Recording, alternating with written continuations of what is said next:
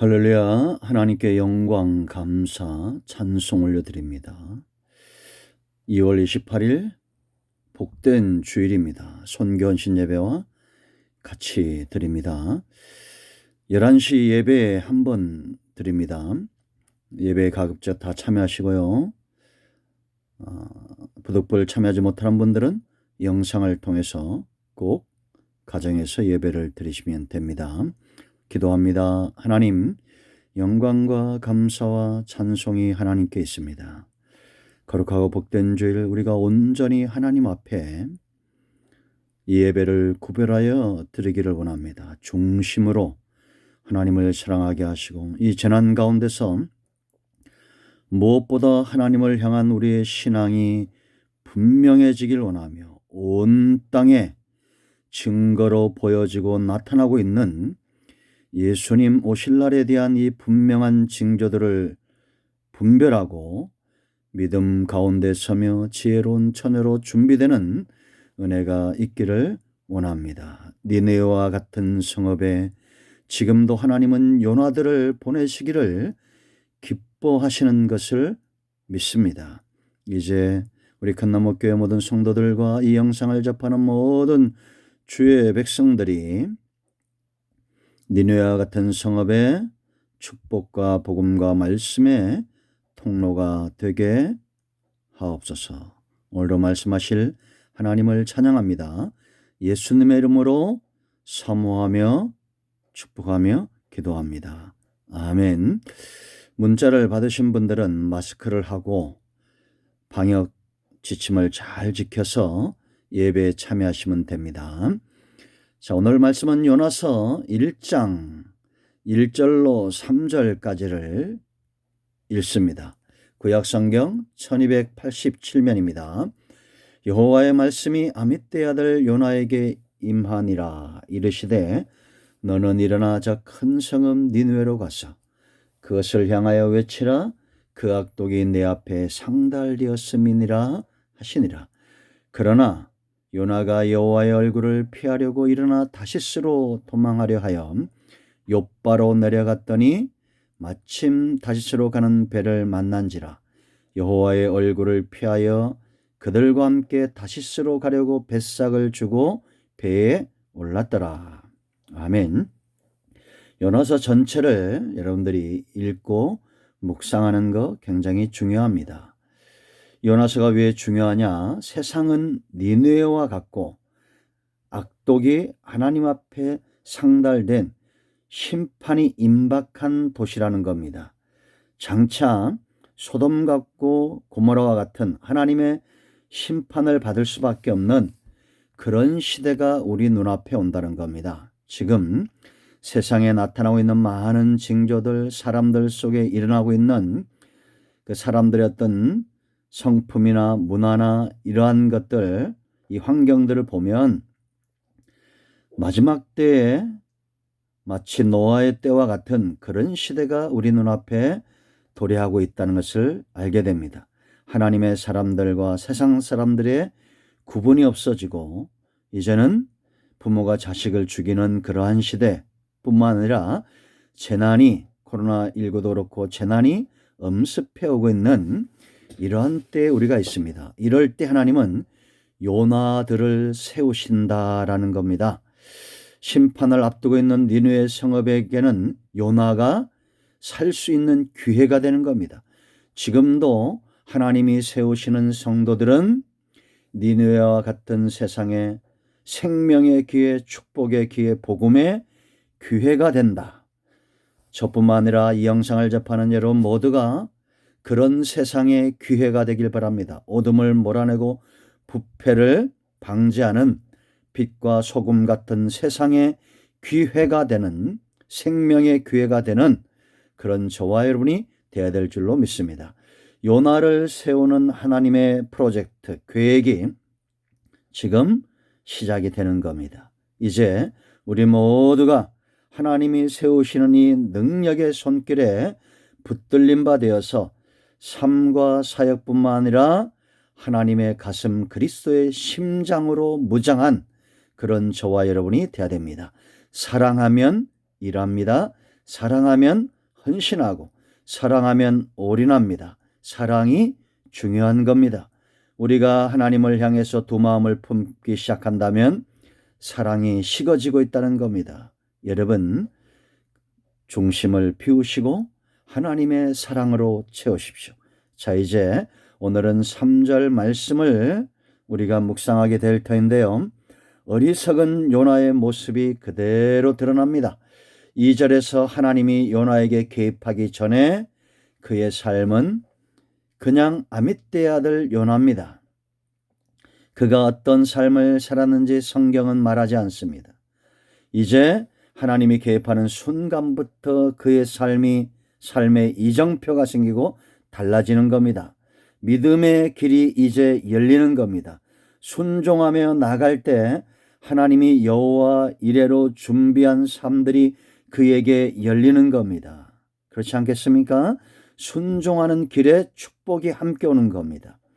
우리가 아브라함의 생애가 분명히 보여주고 이삭의 생애가, 야곱의 생애가, 요셉의 생애가, 다윗의 생애가 성경에 히브리서 11장에 기록된 믿음의 사람들이 보여주고 있는 그들의 삶의 축복을 잘 보세요.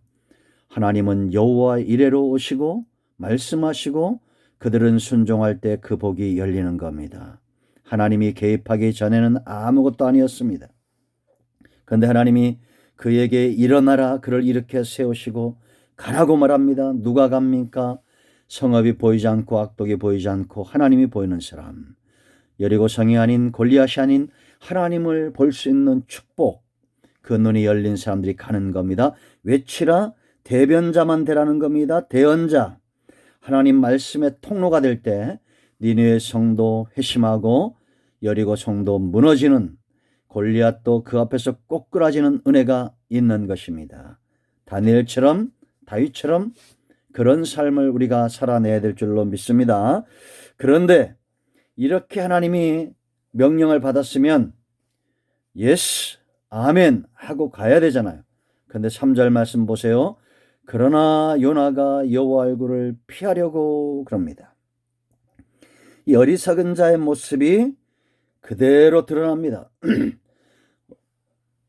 니느웨로 가지 않고 다시스로 갔어요. 다시스는 스페인 서남부 지브랄타 해안에 있는 당시에 아주 큰 대도시였습니다. 니느웨는 정반대로 가는 겁니다.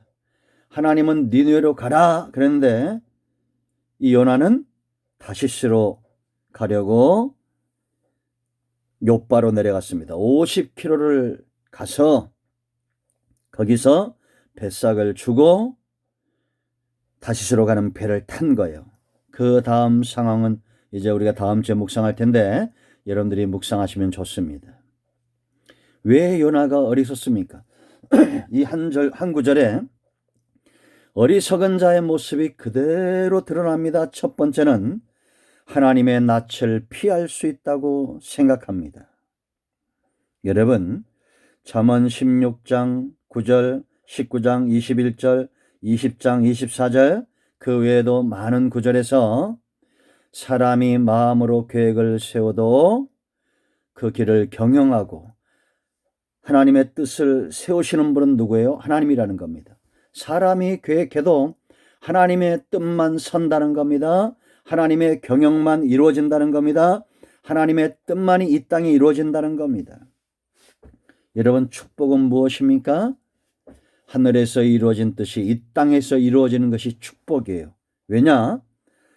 양은 목자의 인도를 받을 때 꼴의 문제가 해결되고 쉴만한 물가에 도착을 하고 사망의 음침한 골짜기 원수의 문제가 해결되어지는 겁니다. 이들 목자의 손에 이끌려 곁길로 가지 않는 그런 양들이 평생의 선하심과 인자심을 경험하는 겁니다. 이것이 다윗의 축복이고 다윗이 깨달은 겁니다.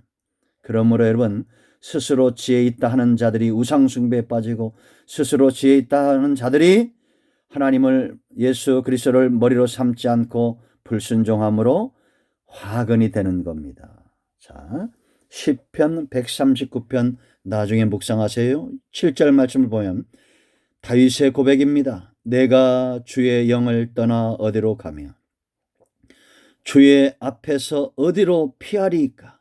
내가 하늘에 올라갈지라도 거기 계시며 수월에 내 자리를 펼지라도 거기 계시나이다.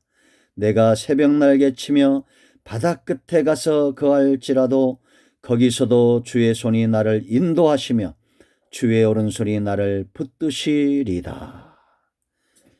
다윗이 복된 삶을 살고 하나님 안에 있는 모든 능력과 축복과 은혜를 경험할 수밖에 없는 그의 중심의 신앙입니다.